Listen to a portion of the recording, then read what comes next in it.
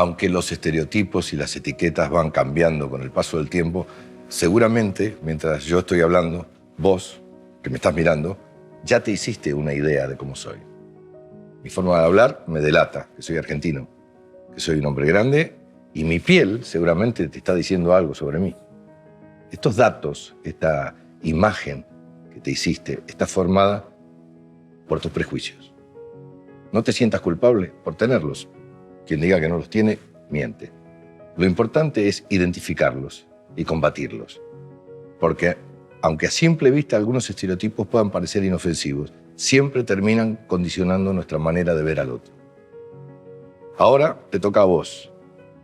Mira a tu izquierda, por ejemplo, y decime, ¿qué estás pensando de la persona que tenés al lado? ¿A qué conclusiones llegaste?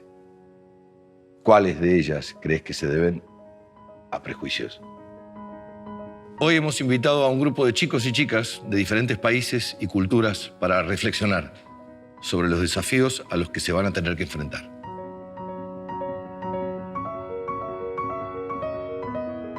Mi nombre es Wendy Ramos, soy una mujer curiosa. Soy muy curiosa, tan curiosa, que he tenido como muchas vidas en una sola vida. Resulta que yo soy comunicadora, he escrito 2 libros, he trabajado en prensa escrita, he trabajado en un noticiero, soy actriz, he hecho teatro, cine, televisión y además soy payasa, soy clown. Mi experiencia con el clown empezó con un grupo de teatro que terminó haciendo un programa de televisión que se hizo súper famoso en Perú, que se llamó Pataclown. Un programa que detrás del humor hablábamos de temas sociales, hablábamos de relaciones, de lo que era el matrimonio, de racismo, de intolerancia, de un montón de temas. Y luego, cuando ese programa terminó, empecé a trabajar con una asociación que se llamó Bola Roja, que yo creé, y era de clowns hospitalarios. No sé si han oído hablar de clowns hospitalarios. Entonces, el trabajo era completamente distinto. Una cosa es estar parada en un escenario, ¿no? Para hacer teatro, y otra cosa muy distinta es estar con una persona teniendo esa relación así con una sola persona. Porque entrábamos a hospitales, pero también íbamos a asilos, también íbamos a prisiones, también íbamos a hospitales psiquiátricos, a zonas de desastre. Eso hizo que yo pudiera llegar a lugares donde de otra manera yo no hubiera podido entrar. Pude ver a mucha gente y lo maravilloso era que podía verlos como adentro. O sea, que era pasar el filtro de los prejuicios, de las etiquetas, para poder entrar y ver a esas personas como personas y no como un prisionero, no como una persona, un paciente terminal, o como ese acercamiento a esa forma de ver a las personas hizo que cuando me propusieran venir acá a hablar sobre etiquetas y prejuicios, claro que me subí al avión y me vine de Lima corriendo para hablar con ustedes de este tema. Decía Albert Einstein que era más fácil desintegrar un átomo que desintegrar un prejuicio. No sé si sea tan difícil o no. En todo caso, quisiera hablar con ustedes sobre eso. ¿Ustedes sienten que alguna vez han tenido algún prejuicio sobre ustedes, que alguien los ha etiquetado, que alguien los ha mirado poniéndoles un prejuicio encima? Todo el rato. ¿Sí? Sí. Cuéntanos. Bueno, yo qué sé, cuando te sales un poco de la norma, al final la gente te ve como algo diferente y ya tiende directamente a utilizar esos prejuicios para etiquetarte, y no siempre de una manera positiva. ¿Te han puesto a ti alguna etiqueta? Sí, muchas. Sí. Cuéntame, por favor. Pues boyera, marimacho. También, o sea, por ejemplo, yo no me depilo, entonces eso para la gente es como que eres una guarra, ¿no? Y si eres una mujer, si eres un tío, no, sí. no pasa. Entonces, bueno, hay 1000 millones de etiquetas que, bueno, es que no pararía, de etiquetas peyorativas dichas desde una manera fea. Algo que a mí me toca personalmente, que es la inmigración. Entonces, por ejemplo, una de las cosas que más llegué aquí, lo primero que noté fue que me pareció muy loco es cada vez que entraba, por ejemplo, a los supermercados o a cualquier sitio específico por ser racializado, sobre todo con otros amigos, siempre nos seguía el de seguridad. Primero pensé que era coincidencia, ya después cuando yo empecé a notarlo en absolutamente todos los, o sea, es una cosa que ya está muy implícita dentro de la sociedad, porque no es solo en los espacios como supermercados, sino cuando hay el tumulto de gente que siempre está en el metro, por ejemplo, y cuando tienes que compartir como distancias con otras personas, uno sabe que existe también el prejuicio de la persona latina, entonces es muy incómodo también ver cuando están caminando y sentir que están guardándose las cosas por uno. Odio esa sensación también, que yo entiendo que es una cuestión que obviamente está retroalimentada y apoyada por un montón de huevonadas, pero sí es verdad que ese tipo de prejuicios son los que más pesan. siempre me ha gustado el tema de la actuación, baile, todo lo que tenga que ver relacionado con el arte, siempre era, te vas a morir de hambre. Quieres ser clown y vas a estar debajo de un puente y ¿quién te va a ver? 2 o 3 personas. Tuve una actuación de teatro y le dije a mi papá, toma las entradas. Y me dijo, ¿pero para qué voy a ir? Cuando sea algo más importante me avisas. Y yo, ya, tenía 14 años, creo. Y dije, ok, entonces nunca más te voy a volver a decir. Cuando eres niña, pues esas palabras de personas que quieres te hieren tanto que tú dices, no, entonces no lo voy a hacer porque de repente voy a fracasar. Yo fui madre hace 6 años. En un principio, digamos, como que nadie me tenía fe porque era muy joven, ¿no? Era adolescente. Me acuerdo que una vez fui a la pediatra cuando ella tenía 4 meses y una señora que estaba en la sala de espera dijo, ay, entran las 2 a la pediatra, tienen turno las 2. Entré y no le dije nada porque iba a ser como la nada misma hablar con alguien que piensa de esa manera. Ella que le enseñó a su hijo haciendo ese comentario, o sea, los valores, ¿no? Como jamás haría un comentario así de otra madre. Vamos ahora a presentarles una persona que me cae muy bien, se llama Mara Jiménez. De repente la conocen en redes como Croquetamente. Ella lucha mucho contra los estereotipos, contra el cliché, las etiquetas, y nos va a hablar un poquito de eso. Vamos a escucharle. Es importante que tengamos claro que el prejuicio social y los estereotipos, los cánones de belleza se nos imponen desde muy pronto y al final es lo que hacen que cambiemos nuestra personalidad o incluso basamos quiénes somos, ¿no?, en la mirada de los demás. Nadie nació odiándose a sí mismo. Eso al final lo aprendemos, igual que aprendemos a sumar, restar y multiplicar. Creo que estamos tan acostumbrados a hablar del cuerpo de los demás, es como que se ha convertido en un tema de conversación en cualquier ámbito. O sea, es como estamos súper acostumbrados a quedar para tomar un café y que el tema de conversación sea la chica que ha salido en la portada o la chica en redes sociales o la amiga que se ha engordado o que se ha adelgazado. Del cuerpo de los demás no se puede opinar. Y es así, es categórico. Igual que no podemos seguir hablando de forma despectiva de personas racializadas porque se nos tache de racistas, ¿vale? Eso es una realidad que tenemos que afrontar, que no podemos hablar del contexto de las personas si no lo conocemos. Yo siempre he estado gorda, pero durante 11 años he tenido un trastorno de conducta alimentaria, he tenido anorexia purgativa, aunque no estuviera delgada. Y la gente se pasaba todo el día juzgando mi cuerpo, mis hábitos, mi vida, mi salud, porque aparentemente la imagen que les llegaba era de una persona que, según la sociedad, come mucho y se mueve poco.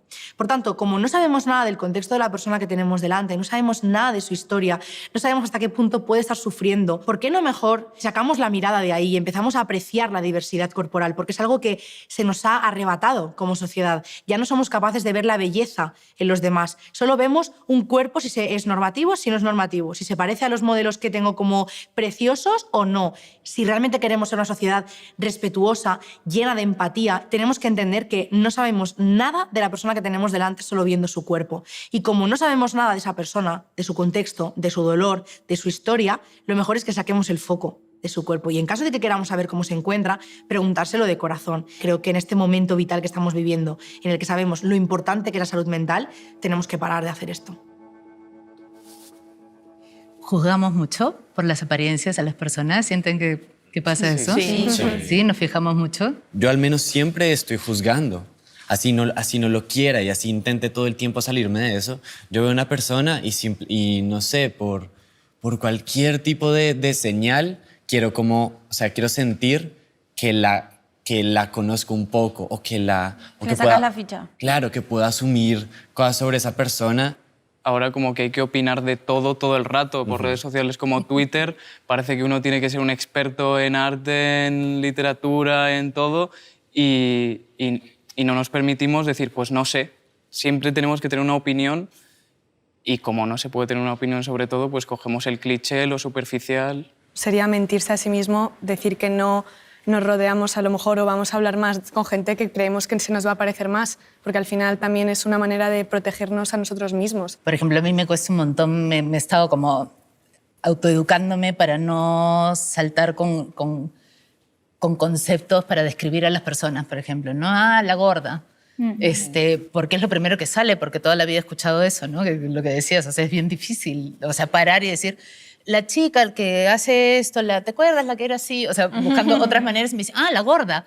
Y yo, no, porque es bien difícil escapar, ¿no? O sea, de fijarnos en que eso sea lo primero en lo que me fijen, ¿no? En la apariencia de las personas. ¿Les pasa a ustedes también de que sea como...? Sí, muchas veces tratamos de buscar la aceptación de los demás, justamente para que no nos juzguen o para no recibir ese tipo de comentarios. Llegamos al punto de voy a ser como la sociedad quiere que sea, no como yo quiero ser en realidad. Es muy feo no poder mostrarte como eres realmente o querer ser libre y no poder y llegar a cosas como esas, ¿no? De repente tener algún problema alimenticio o qué sé yo, y eso pasa mucho también porque nos guiamos de redes sociales, ¿no? Veo a una modelo y yo quiero ser como esa modelo porque tiene el cuerpo perfecto, porque la sociedad dice que sus medidas son las perfectas. Y ya se habla mucho del aceptarte y el quererte, pero es muy fácil poder hablarlo, pero también por otro lado está la gente que te sigue juzgando. Y también creo que es importante tener como un espacio seguro.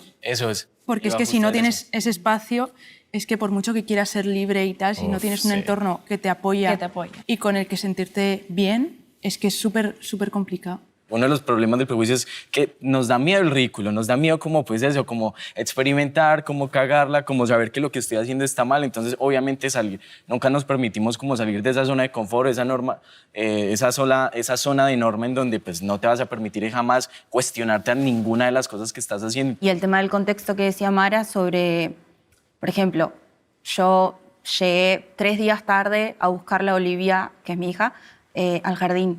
Y digo, obviamente que se me pasó por la cabeza que la seño y las otras madres pensaron como, ay, esta piba es re irresponsable, siempre llega tarde.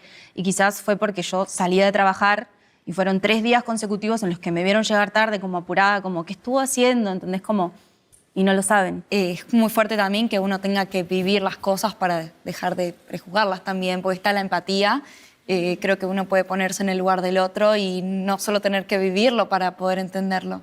Creo que el primer acercamiento a una persona, la gran mayoría de los casos, si no es en todos, empieza por el aspecto físico. Vivimos como en una etapa en la que es de apariencias, entonces sí que soy como muy consciente que normalmente suele entrarle a las personas como por los ojos. No iría a hablar con alguien o conocer a alguien puntualmente por su apariencia. No me gustaría que tuviese tanta importancia para mí, pero lamentablemente, inconscientemente, pues sí tiene. Dice la ciencia y los estudios que han hecho que nos toma 7 segundos sacar la línea de alguien, ¿no? O sea, ponerle el estereotipo encima a alguien. O sea, 7 segundos. 7 segundos. O sea, no es nada. En lo que se te acerca a alguien, ya por su ropa, por cómo se ve nada más, ya pum. Tenemos una idea de cómo creemos nosotros que es esa persona, ¿no? Sin mayor información. Hemos hablado un poco de cómo nos etiquetan a nosotros. Y ustedes, cuando ustedes etiquetan a otras personas... Yo, por ejemplo, una de las cosas que más me estoy trabajando es que veo una persona ya muy blanca o con una banderita aquí de España y yo, ay. Entonces es uno de los primeros prejuicios que me estoy más trabajando porque tan pronto como que veo esas señales, lo primero que estoy haciendo es seguramente va a decir, solo va a decir estupideces, que no tiene por qué, obviamente, pero es una de las cosas que más me trabajo últimamente porque es de los prejuicios más grandes que tengo. A mí lo que me pasa mucho es, bueno, no sé si a alguien más, cuando pongo un prejuicio sobre alguien, me da curiosidad si sí es así o no. O sea, luego es como, te voy a hablar solo para ver si eres como yo creo. Yo digo que eres súper fresa. Y ya con escuchar el acento de como que lo canta las Es internacional letras, eso, ¿no? Muchas veces para conocer a una persona necesitas más de 10 minutos y tú puedes en 10 minutos decir como, efectivamente, La es un primera pijo, impresión. es no sé qué, lo que sea, pero de repente estás 3 días con él y dices, joder, pues es un pijo con muy buen corazón. O sea, yo creo que lo fundamental para romper con esto es preguntar desde el respeto. Yo pienso, vale, tengo este prejuicio, pues igual voy a preguntarle cosas sobre su vida para adentrarme un poquito más y para saber realmente cosas sobre esa persona, porque si no preguntamos, pues no sabemos. Pero muchas veces nos da miedo faltar respeto a esa persona por preguntar. A mí lo que me pasaba mucho antes, ahora ya lo trabajé y no, pero sentía que una persona iba a ser de esta manera, entonces iba y apuntaba a hablar de ciertas cosas creyendo que iba a ser de esa manera y como limitándome también a lo que iba a decir. Me adaptaba mucho a las personas, dejando de lado más lo que yo quería decir en realidad. Claro, pero también es como muy cansado, ¿no? Están intentando educar a la gente. Por eso. Es como Sobre todo cuando agotador. son mayores que tú. Sí. A mí me pasa mucho con abuelos o adultos, que es como, explícame de esto. La Bueno, quinta vez... Si escuchan, Ajá, guay. te cuento, pero se cierran. Etiqueta que no me gusta que me pongan, creo que es que soy una persona distraída. La de inmigrante, sobre todo depende del tono despectivo de quien lo esté diciendo, si es una etiqueta que suele como picarme bastante. Cuando estoy en México me llaman mucho por extranjera o me dicen que soy muy blanquita para ser mexicana. Hay etiquetas que te ponen, ¿no? Que alguien te dice un día, tus padres, en el colegio, un ex enamorado, ¿no? Te dicen algo. Y creo que el problema es cuando uno acepta eso, ¿no? Porque dices, ah, sí, de repente sí soy eso y comienzas a andar con tu bandera de yo no sé, de a mí no me pregunten, yo tengo mala suerte en el amor, yo soy torpe, yo no sé nada. Me pasó en el colegio que cuando era chica en la escuela que la profesora de manualidades siempre me ponía mala nota y me dejó clarísimo que yo era muy torpe y que yo era un inútil y por eso todas mis notas eran buenísimas, menos en manualidades. Tenía mi rojo ahí y dije, sí, pues soy un inútil, ¿no? Entonces toda la vida, cose un botón, no, a mí no me des porque yo no lo voy a malograr, yo soy muy torpe, yo no puedo, yo no sé. No, o sea, no hacía nada que tuviera que ver con mis manos porque mis manos no sirven para nada. Hay unas cositas que se llaman felting, no sé si han visto, ¿no? Muñecos de fieltro que no se pegan, no se cosen, unas maravillas. Entonces, como me encantan, y decía, ¿cómo se hace esto que no se cose, no se pega? Quiero aprender, o sea, más era la curiosidad de saber cómo se hacía entonces. Entonces contraté una profesora particular para que nadie me viera hacer mis torpezas, para que fuera entonces un grupo chiquito con mis hermanas, con una amiga. Dije, acá protegida, vamos a hacer felting. Entonces comencé a hacer, oye, salió una ovejita tan bonita, o sea, que era con su florcita, maravillosa, ¿ya? Maravillosa.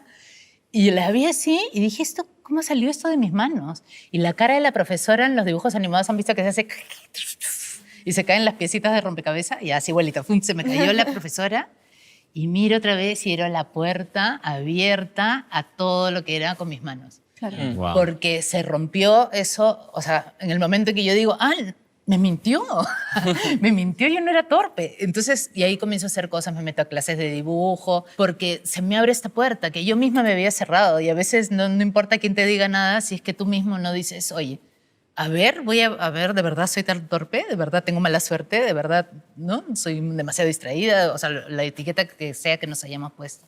Y a veces hay que soltar un poco eso, ¿no? Y lo tiene que hacer uno mismo. Vamos a ver ahora lo poderosas que pueden ser las etiquetas. Para eso tenemos a Alberto Soler, es un psicólogo que tiene más de 10 años de experiencia clínica y él nos va a hablar un poquito de esto. En los años 60, en el 63, quiero recordar, el psicólogo americano Robert Rosenthal publicó un artículo en American Scientist en el que hablaba precisamente del poder de las expectativas, ¿no?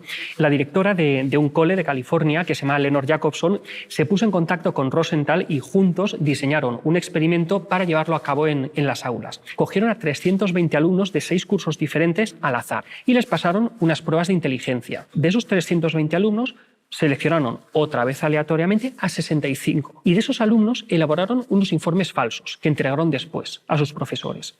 Y en esos informes lo que pusieron es que esos alumnos habían obtenido en las pruebas de inteligencia unos resultados brillantes y cuando acabó el curso, al final, volvieron a pasar otra vez las pruebas de inteligencia a esos 320 alumnos. ¿Y sabes lo que pasó? Que los 65 que erróneamente o que falsamente habían etiquetado como más inteligentes, efectivamente mostraron mayor inteligencia, un mayor CI que el resto de sus compañeros. Esto no es el cree en ti mismo, no. Con esas etiquetas que falsamente se les puso, los profesores acabaron dando un trato diferenciado a esos alumnos. Y fue ese trato diferenciado lo que hizo que al final pudieran despuntar. Hay otros estudios en los que se les transmite a los niños que son genios, que cuánto vales, qué capaz que eres, vas a llegar a ser presidente de gobierno. ¿Y sabes lo que ocurre? Que al final esos niños viven con miedo a no poder satisfacer las expectativas de los demás. En el momento en el que nosotros ya tenemos una etiqueta puesta, casi sin darnos cuenta, acabamos comportándonos de acuerdo con la etiqueta que nos han puesto o que nosotros nos hemos puesto. Asumimos esa etiqueta, empezamos a interpretar ese papel. Al final no es una cuestión de vamos a transmitir a los niños que son genios o vamos a... No. es ser conscientes de que las expectativas que nosotros tenemos, la mirada que nosotros tenemos, que ponemos sobre otra persona, acaba condicionando la conducta de esa persona. Y cómo los demás nos miran a nosotros también acaba condicionando nuestra propia ejecución, nuestro propio desempeño. Tal cual.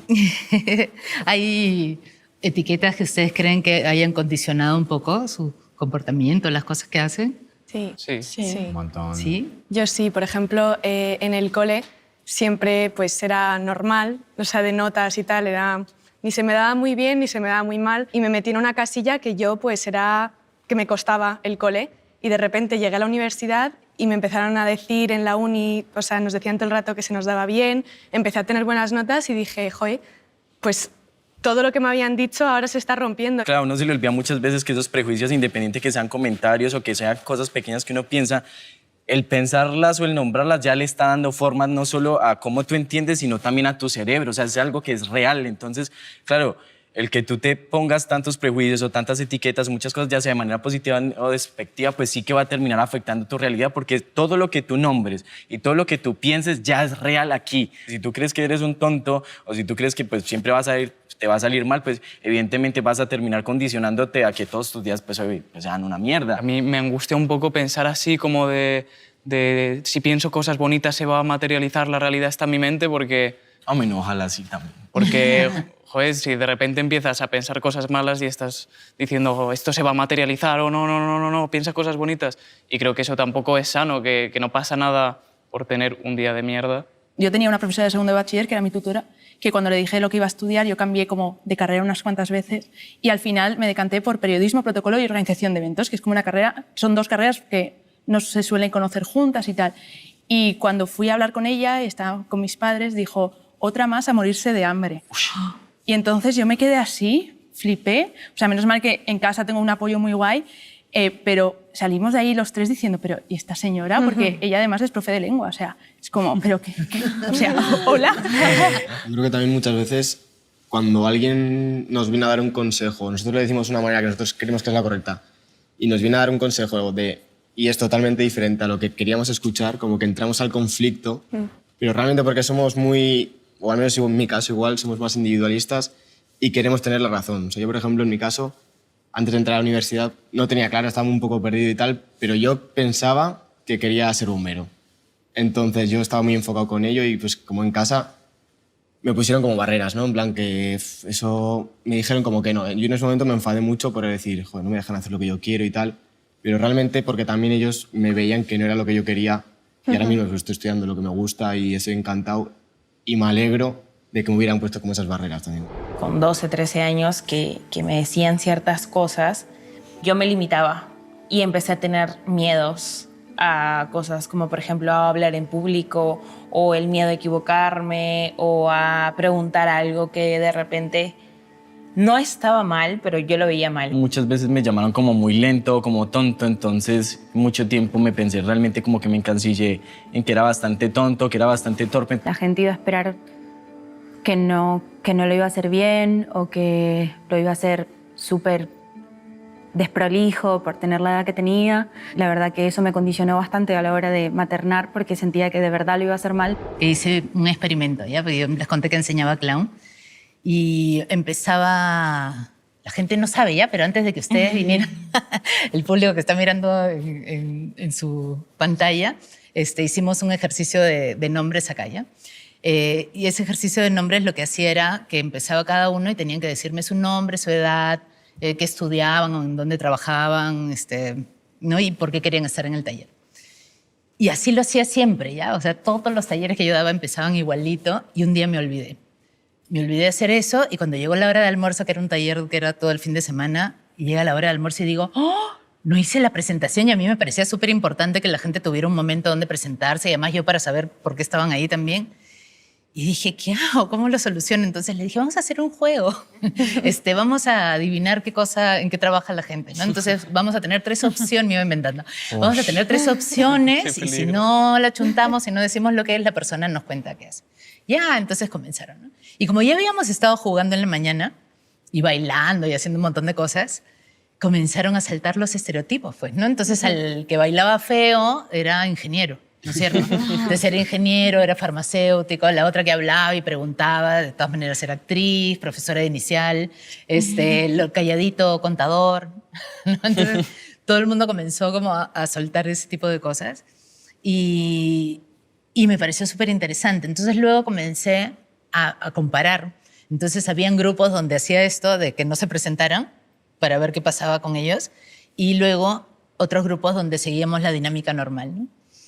Entonces, en los que seguíamos la dinámica normal, me comencé a dar cuenta que la gente como que se comparaba con los demás, se colocaba en algún lugar, ¿no? Porque estábamos en el círculo y de pronto alguien decía, soy gerente.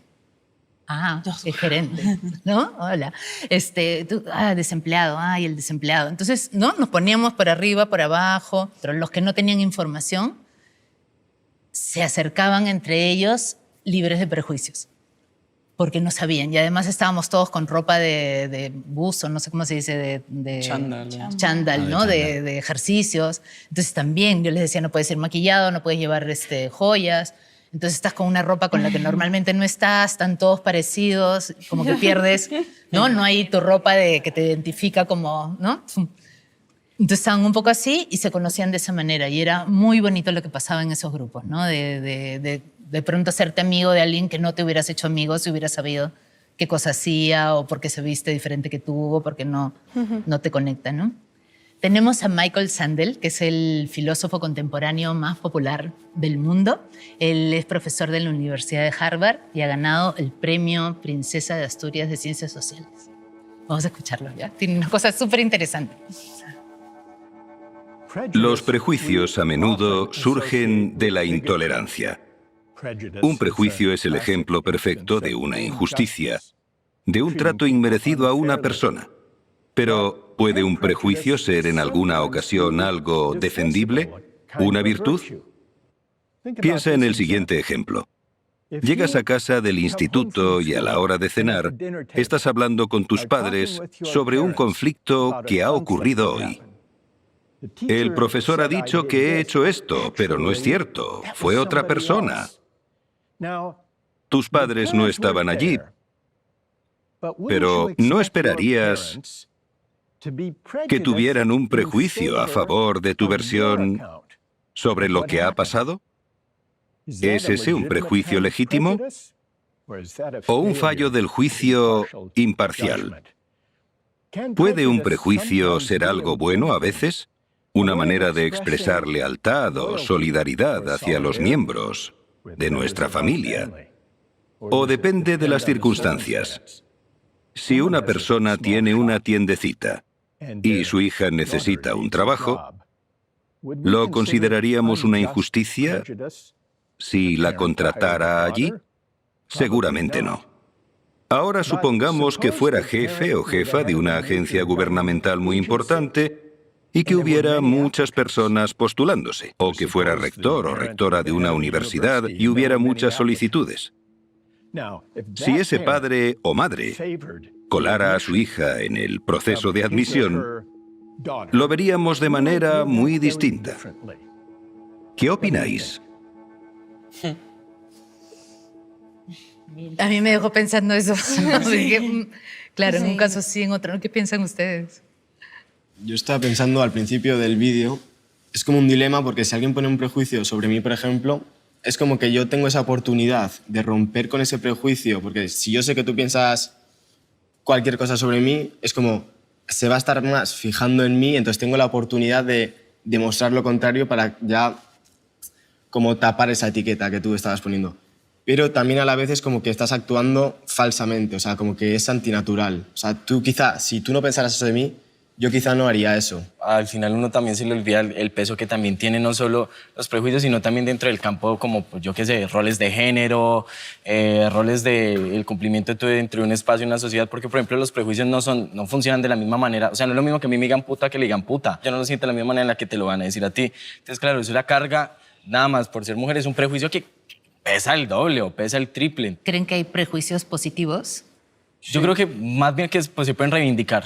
Depende. Sí, depende. ¿Qué es eso? El reivindicar ciertas etiquetas o ciertos prejuicios es supremamente necesario porque inmigrantes hay, porque lesbianas hay, porque comunidad LGTBI hay, porque todas las cosas que son fuera de lo normativo ya tienen una etiqueta. Entonces, pues sí, si ya tiene nombre, pues hay que nombrarlas y pucha hasta que pues, formen parte de la normalidad y que no tengan que hacer parte ni siquiera de las etiquetas, sino de toda la diversidad que existe ya. Esos prejuicios positivos creo que cuando nos afectan directamente a cada una de nosotras, igual no nos damos cuenta porque dices, pues me ha beneficiado, ¿no? Entonces creo que hay que tener muy presente la parte de privilegio. Exacto. Entonces creo que siendo conscientes de ese privilegio, también podemos ser conscientes de esos prejuicios, tanto positivos como negativos. Hay como dos visiones grandes como de la inmigración. Los que se escapan de su patria, los que escapan de su país, es como que no tienen amor a su patria o como que están huyendo de sus problemas o como que no le están poniendo la cara al conflicto.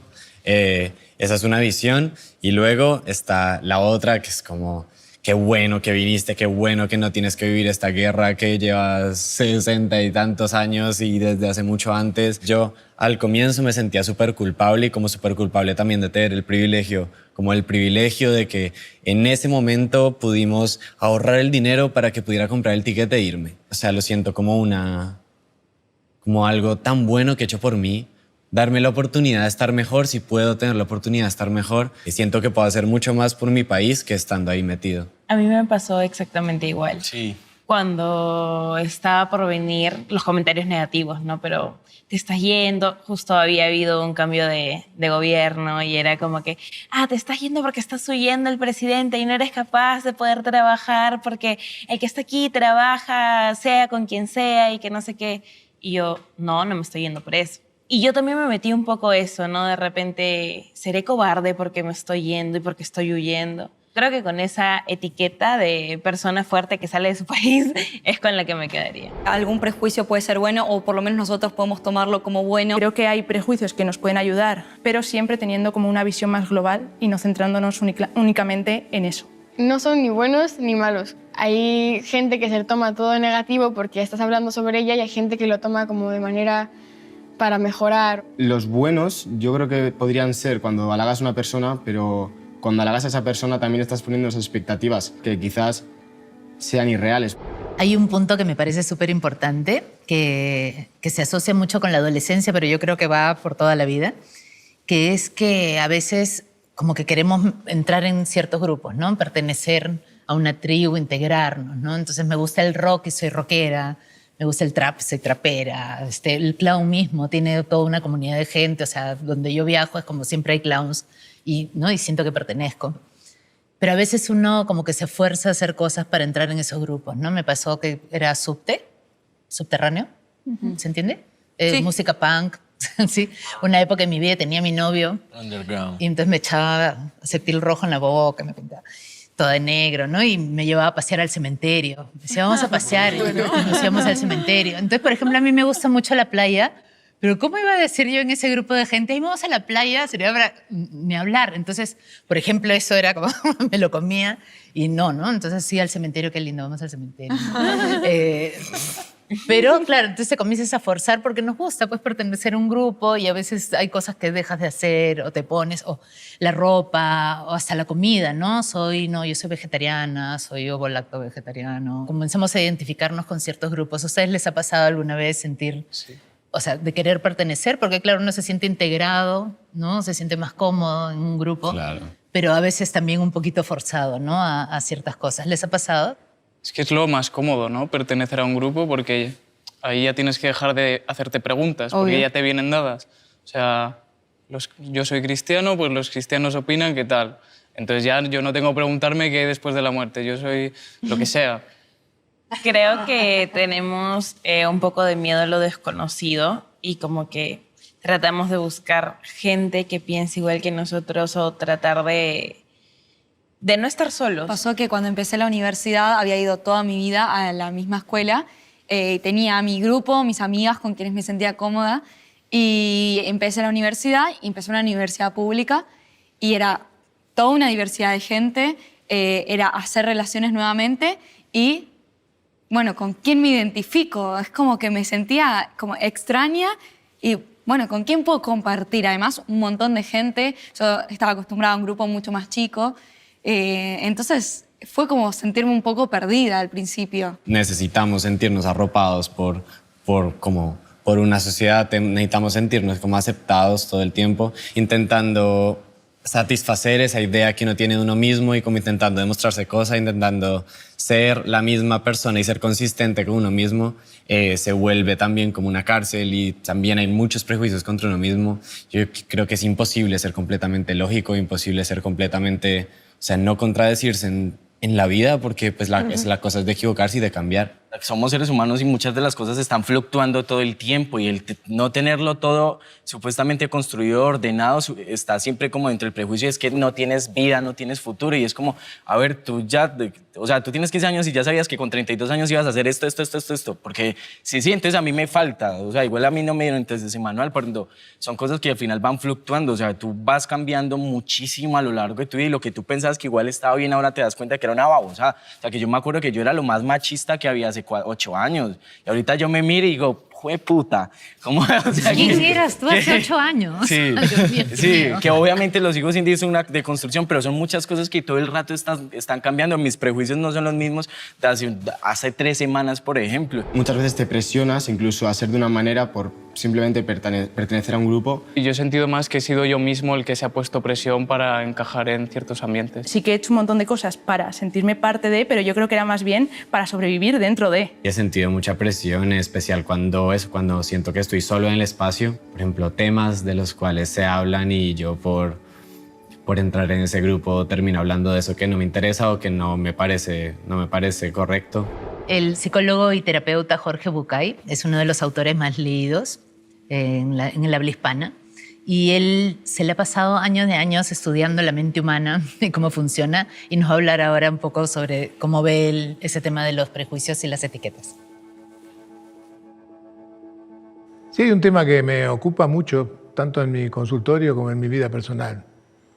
Es el tema de asistir con dolor, con impunidad y a veces con impotencia a la actitud prejuiciosa de los demás. Estamos llenos de prejuicios. Qué bueno sería, imagínense por un momento, vivir en un mundo donde nadie se le ocurra prejuzgar a otro. Donde a cada uno de vosotros no se le ocurra prejuzgar que tal persona dice tal cosa por tal razón, que tal persona dice tal otro por otra razón. Si pudiéramos realmente liberarnos de todos estos prejuicios. Dicen los indios Sioux que uno no podría tratar de entender lo que el otro dice sin andar por lo menos 6 semanas en las sandalias de él, ¿no? Porque andando en las sandalias de él, uno tendría la posibilidad de entender su pensamiento, su manera de actuar y su manera de conducir. Una de las primeras tareas que yo obligo a hacer a los pacientes que me consultan en mi consultorio en Buenos Aires es aprender a trabajar entre la diferencia que hay entre lo obvio y lo imaginario. Piensen en algunas cosas que para ustedes son obvias. Obvias quiere decir evidentes. Constrúyanse internamente 5 frases, empezando con ¿es obvio que? Y recuérdenlas. Y si tienen donde anotarlas, anótenlas. Inmediatamente después, pregúntense si realmente esos obvios son obvios o están teñidos de un poquito de imaginario, de un poquito de lo que la lógica les dice que las cosas son. Obvio viene de ver. Obvio es aquello que está a la vista. Obvio es aquello que no podría ser de otra manera que como yo lo estoy viendo.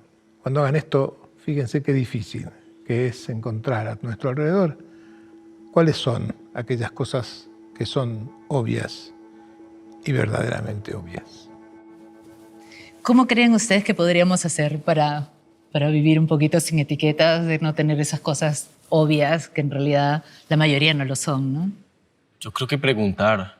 O sea, yo creo que uno de los ejercicios más grandes para dejar de dar por sentado es preguntar y ser lo más respetuoso posible y sobre todo también hacer el ejercicio de preguntar no está mal. O sea, uno como que lo castigan de que entre más preguntes eres tonto cuando hay cosas que son obvias y ya lo decía él, hay cosas que no son obvias, cosas como ¿cómo me puedo referir a ti? ¿Cómo quieres que te hable? ¿Cuáles son tus inquietudes? Pues yo qué sé, en pareja, ¿cuáles son tus inquietudes sobre el amor? ¿Cuál es tu lenguaje del amor? ¿Cuáles son tus dinámicas? Porque uno va por sentado muchas cosas que cuando empiezas como a hablar y entablar conversación, dices, uy.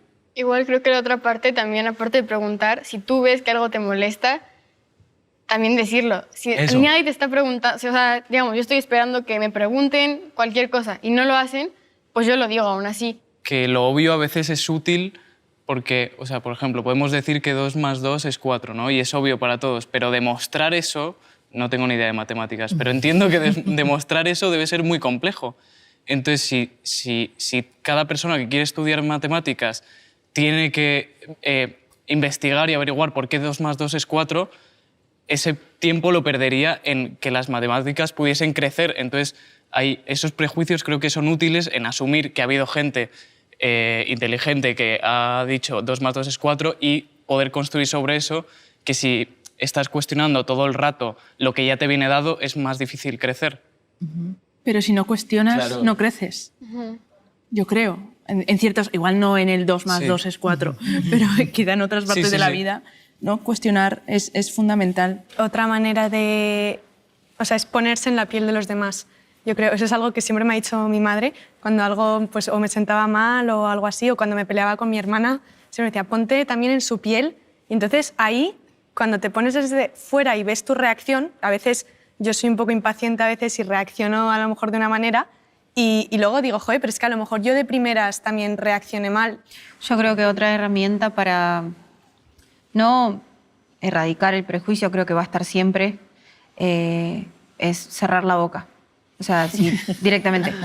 Lo podés pensar, tenés todo el derecho de pensarlo, de ver a alguien y decir, sí, adelgazó. Pero si no te lo piden, no se lo decís. Es muy difícil el acabar con los prejuicios. Requiere que la sociedad cambie su pensamiento. Y yo creo que podemos acabar totalmente con ellos. Es más como aprender a vivir con ellos y a no dejarte llevar tanto por ellos. Acabar con los prejuicios en sí es muy complicado. Yo diría en mi caso que sería imposible.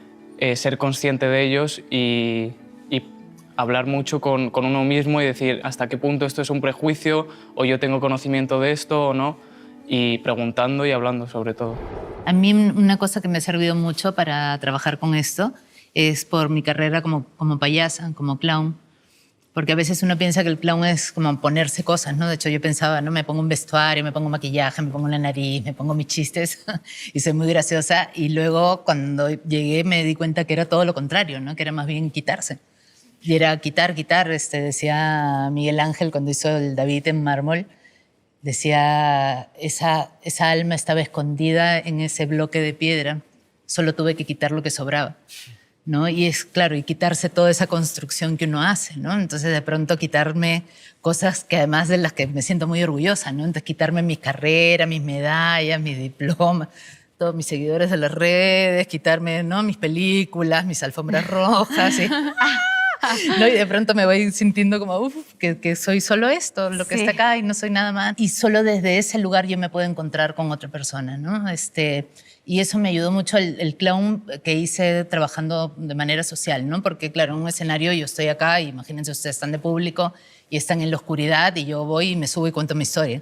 Pero a la hora que ya no estoy con un público, sino con un público, y de pronto me encuentro con ella y es como, todo pasa acá, ¿sí? Y yo dependo de lo que ella quiera, porque si yo le hago algo a ella que no le gusta, que no le da risa, que no me engancha conmigo, tengo que cambiar hasta que... Sí, entonces es ahí... Y yo a ella la veo y veo lo que hay adentro de ella. Porque como yo ya me quité todo y solo estoy yo con lo que soy, entonces no me comparo con ella, no la veo ni arriba, no la veo abajo, no la veo en ningún sitio. Entonces puedo estar con un paciente terminal, con un prisionero de máxima seguridad, con un paciente psiquiátrico, con lo que sea, y es una persona. Entonces voy adentro, ¿no? Me pasó, de hecho, con una paciente psiquiátrica de estar las dos así en el piso, bucateando y mirándonos por mucho rato, y no había risa, no había juego, no había nada, o sea, nada. Las dos gateamos y nos quedamos así, las dos mirándonos a los ojos. Rato. Y me dice, oye, en tus ojos me veo bien bonita, sigue mirándome. Y yo, ¡ay! Y dije, eso es lo que hacemos, porque, claro, porque sinceramente la veía hermosa. porque no estaba mirando eso a una paciente psiquiátrica, que es lo que todo el mundo ve, estaba mirando adentro, ¿no? Entonces, cuando tú logras saltar por encima de tus prejuicios y ver a las personas realmente adentro, te encuentras con esa maravilla de seres que somos todos, ¿no? Entonces, un poco quitarse, y no es fácil, ¿no? Hacer ese trabajo. Quiero presentarles a una persona, ella es Silvia Olmedo, es una psicóloga, es presentadora de televisión y habla de uno de los temas que más me gusta, que es el miedo. Entonces, vamos a ver lo que nos cuenta. Yo soy una cobarde, de verdad. Dentro soy muy cobarde, me da mucho miedo muchas cosas. Quizás porque tengo mucha imaginación y la imaginación me lleva a crear muchos casos catastróficos, ¿no? Todo puede salir mal, absolutamente todo. O sea, y eso saberlo. Siempre las cosas pueden salir mal, pueden salir como no te esperas, pero lo importante cuando tienes un miedo es tener un plan, un pequeño plan. Es importante que identifiquemos si verdaderamente somos miedosos de verdad. Porque del término miedoso viene el otro punto que es valiente. Yo soy una cobarde, miedosa, valiente. ¿Y por qué? Porque al final me conozco y sé que si no me tiro a la piscina no va a pasar. Siempre a los miedosos nos relaja tener un plan de acción, un plan B. Siempre. Y lo que nos pasa cuando nos pasa aquello que tememos, ¿sabes cuál es? Que dices, pues no era tan malo y lo mejor es, wow, me siento más fuerte. Porque lo más difícil de la persona que tiene miedo es de tomar el primer paso. Lo primero es reconoce ese miedo, ¿ok? Y elabora un plan B para que si ese miedo pasa, si lo peor pasa, tienes un lugar, un saber cómo reaccionar. Y eso te empodera, te hace más fuerte. Wow. Miedos. ¿Quién es el valiente? A contar algún miedo. Una de las cosas que pienso es que a mí me da un poco de miedo al futuro. Siempre es como, bueno, ¿y qué voy a hacer? Y porque ya desde chicos tenemos esa presión cuando vamos a elegir qué carrera estudiar. Y bueno, y me va a ir bien en mi carrera profesional y como son un montón de cosas. Yo creo que es muy valiente el hecho de admitir que tenemos miedo. O sea, se asocia que cuando alguien se muestra vulnerable con otras personas, como que es menos una vez que te mostrás y decidís decir y contar que tenés miedo, que sos vulnerable, que sos cobarde, como decía ella. Ahí es cuando te empezás a fortalecer. A mí, por ejemplo, me daba, ahora ya menos, mucho miedo ir a la ginecóloga o al ginecólogo, porque he tenido experiencias súper negativas y entonces como que cogí, o sea, mucho miedo a eso. Porque yo explicaba mi situación, explicaba mis vivencias y no, para empezar no me sentía escuchada. Y claro, no ha sido hasta ahora que he encontrado como una ginecóloga que me trata como una persona y que me escucha y que no solamente se centra en lo clínico, sino también en todo lo demás. Claro. Que ahora ya pues voy tranquila, ¿no? Mucha gente tiene miedo como de decepcionar las expectativas que tienen los demás de ti. Pero a mí me pasa mucho que siempre soy como negativa en las cosas. Siempre pienso que va a pasar lo peor. Entonces, cuando pasa algo positivo es como de, gracias. Cuando pasa algo negativo es como, bueno, estaba preparada. Lo esperaba. Pero porque no quiero, más allá de romper las expectativas de los demás, no quiero romper mis propias expectativas. Yo creo que igual como que en ese sentido tampoco es que hay una respuesta para dar. A ver, sí, te pueden enseñar, está bien tenerlo, pero es muy difícil el decir, bueno, esto es lo que tenés que hacer cuando tenés miedo. Asumimos que hemos completado un trabajo, como un trabajo emocional, y puede que ese día estemos bien y que digamos, ay, ya no le tengo miedo, no sé, a abrirme con alguien o a ser vulnerable, o por ejemplo también, ya no le tengo miedo al sexo, que me pasa un montón, y que me pasa un montón, y como que decía, ya no. Pero luego viene el momento y como que uno lo tiene que enfrentar. Y otra vez uno decía, no sé. Es que hay muchos miedos, ¿no? Hay los miedos normales que tiene todo el mundo, de que, no sé, que muera alguien de tu familia, al abandono, al dolor físico. Pero creo que sí hay algunas maneras de manejarlo. De hecho, yo tengo un curso que se llama Asustar al Miedo, que es un curso en línea. Y ahí lo que digo es que hay que asustarlo. O sea, no para que, uy, se va a ir, pero sí cuando tú lo ves, porque a veces el miedo agarra y toma el control central y está sentado ahí medio ¿no? Su salón de operaciones haciéndote que tú hagas esto y hagas lo otro, y cuando tú te volteas y lo miras, el miedo dice, ay, ¿me vio? Creo que me está mirando.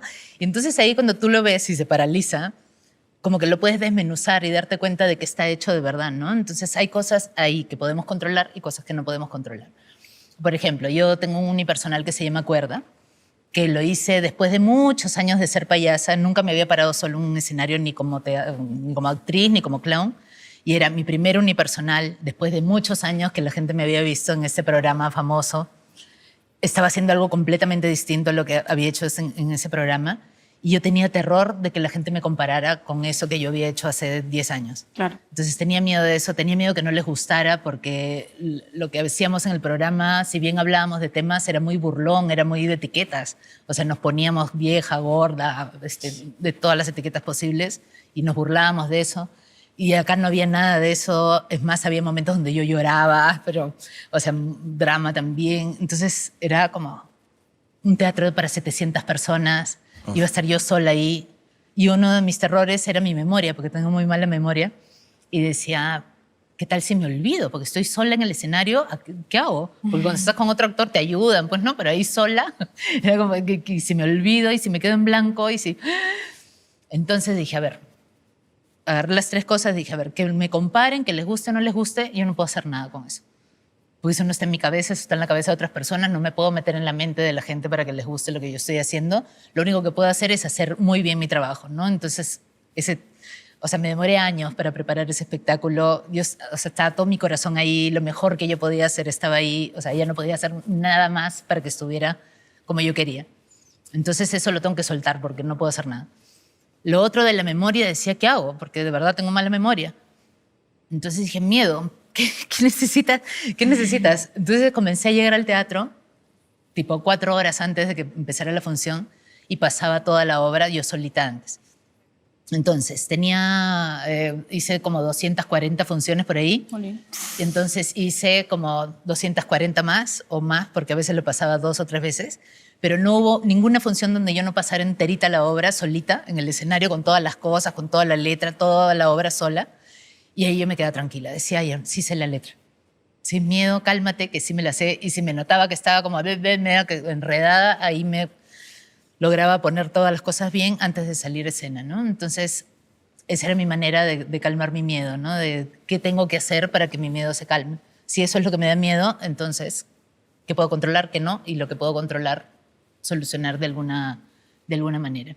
Mi mayor miedo puede llegar a ser el abandono, ya que lo sufrí cuando tenía solamente 12 años, cuando falleció mi padre.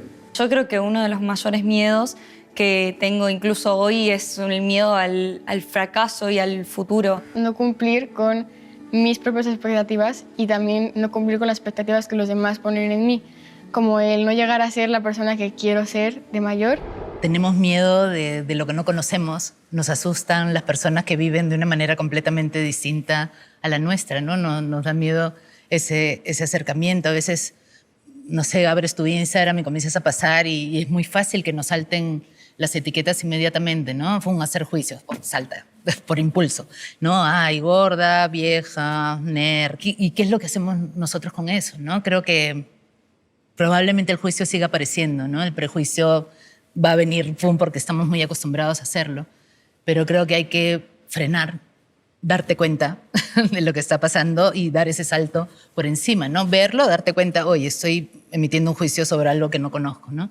Decía José Antonio Marina que un prejuicio es creer que uno sabe absolutamente todo sobre algo de lo que no sabe nada. Y entonces nos lanzamos ahí. Yo creo que las nuevas generaciones traen consigo algo bueno. Creo que cada vez nos hace más ruidos esas cosas, ¿no? El machismo, la discriminación, lo racial. O sea, es como antes estaba ahí y no se hablaba de eso, ¿no? Pero ya al ponerlo sobre la mesa y hablar sobre eso hace que empecemos a cambiar conductas, pensamientos. Así que tengo mucha fe en ustedes, por favor.